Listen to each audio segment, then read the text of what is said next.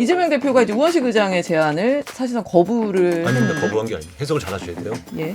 이재명 대표가 개헌에 대해서 반대했다. 이거는 사실이 아니에요. 그게 없이 우원식 의장이 툭 던질 사람이 아니죠. 이재명 대표 입장에서는 3년 전에도 내가 개헌 공약을 했는데 지금에서 안 한다고 할 수는 없어요. 이재명 대표의 발언 중에 그거부터 하자라고 하는 건 의미가 있는 거예요.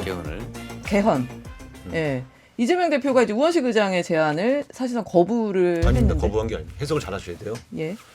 다 그렇게 해석했는데. 그러니까 이제 그런 해석이 이재명 대표의 그 표현 때문인데 사실은 제가 취재해본 결과는 우원식 의장 측과 이재명 대표 측에서 개헌과 관련한 상당한 수준의 합의가 이루어졌어요. 교감이 있었다. 네.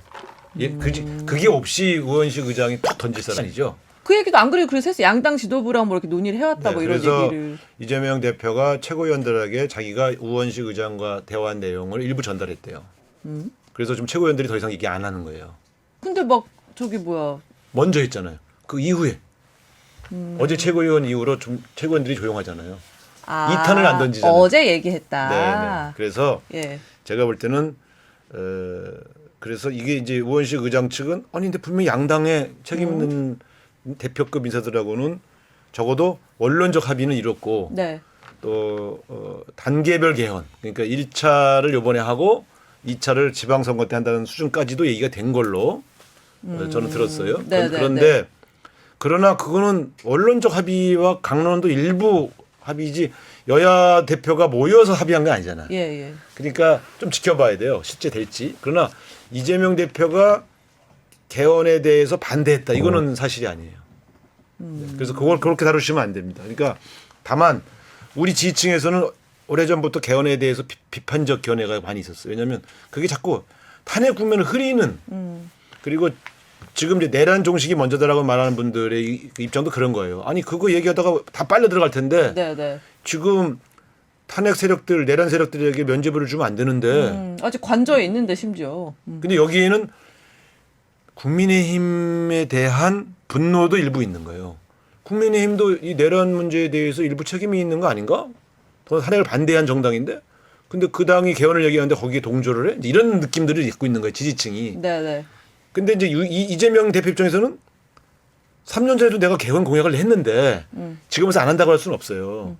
다만 시기와 방법과 내용에 관한 문제는 조금 다뤄야 되는데 우원식 의장 측은 내용에 대해서도 일부는 상당히 얘기를 나눴다라고 얘기를 해요. 그래서 그 다음 국면을 좀 보셔야 돼. 저는 솔직히 말하면 개헌을 찬성하지만 네.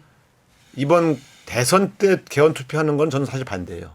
그런데 예. 많은 개헌론자들은 믿을 수가 없다는 거예요. 대통령이 되고 나면 자기 국정과제에 관심을 기울여서 사실 안 하기 때문에. 그래서 아니 그러면 정치 일정을 공약하면 되는 거 아니야. 조금 더 구체적으로 공약을 해라. 그래서 아니, 다음 지방선거 때 여야 합의한 수준에서 개헌을 한다고 하면 한 2년 정도 시간이 있으니까 그때 국회 개헌특위에서 충분히 합의해 나갈 수 있는 거 아니냐. 그리고 대통령 될 분이 나는 개헌에 찬성한다는 입장을 밝혀놓고 가면 제가 볼 때는 큰 문제가 없어 보이는데 그런 신뢰를 갖기 위해서 이번에 최소한의 개헌을 하고 가자는 정도에 대해서는 이재명 대표 측과 우원식 의장 쪽에 예. 공감대가 있었다고 들었어요. 최소한을 하자. 최소한은 하자. 그래서 다만 그게 권력구조 문제냐 예. 뭔 문제냐 하는 내용에서 보면 권력구조 문제에 대한 합의를 한 건 아니에요. 그건 너무 어렵고.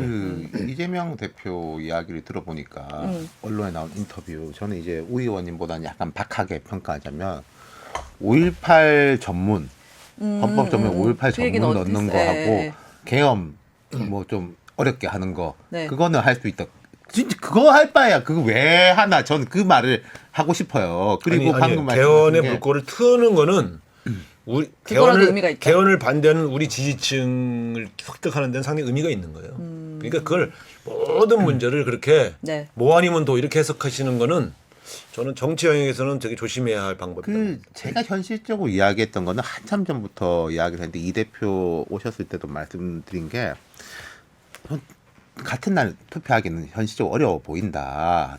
대선 주자들이 캠페인 기간 동안에 거의 공통 공약으로 해가지고 누가 대통령 되든 즉각적으로 개헌 기구는 돌아가는 거다 정도 약속하는 건 가능하지 않을까? 지금도 저는 그 정도 생각해요. 저는 어떤 측면이냐면 대한민국이 전 세계에서 네. 개헌이 제일 힘든 나라예요. 다 합의해야 되니까. 그리고 절차적으로도 굉장히 엄격해요. 저는 개헌을 여야가 합의하면 수시로 할 수 있게 하려면 선거 때마다 예. 무슨 소리냐? 개헌의 절차법을 좀 바꿀 필요가 있어요. 그러면 개헌 가지고 이렇게 싸울 이유가 없어요. 필요할 때마다 하면 되잖아. 그래서 뭐 87 체제 이런 뭘 헌법 하나 갖고 무슨 체제 갖고 싸워.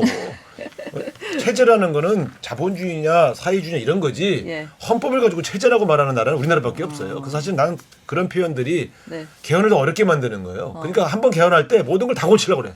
그러면 개헌이 안 돼요. 그래서 저는 이번에 합의할 수 있는 수준에서 한번 개헌하고 어차피 투표는 하니까 투표용지만 한번 더 찍으면 되는 거니까. 그다음에 예를 들어 지방선거 때 또 2차 개헌하고 그런 식으로 필요한 만큼 합의된 수준에서 계속 큰 선거 전국적 선거 있을 때마다 개헌해 나가면 크게 개헌을 둘러싼 국론 분열 없이 할 수 있다는 점에서 저는 이번에도 이재명 대표의 발언 중에 그거부터 하자라고 하는 건 의미가 있는 거예요. 네. 그거 하려면 하지 마시 이렇게 하는 거야. 정치에서는 그거 하려면 하지만은 좋은 알겠습니다. 타협의 자세. 뭔가 순차적으로 이제 하자는 말씀. 그래서 지금 제가 볼 때는 우리 이재명 대표 입장에서는 우리 당원과 지지자도 설득할 필요가 있기 때문에 네. 순차적으로 가려고 하는 모습으로 보여요. 저는 아, 안 하려고 하는 게 아니고 국민과 함께 가자 이런 태도로 보입니다. 알겠습니다.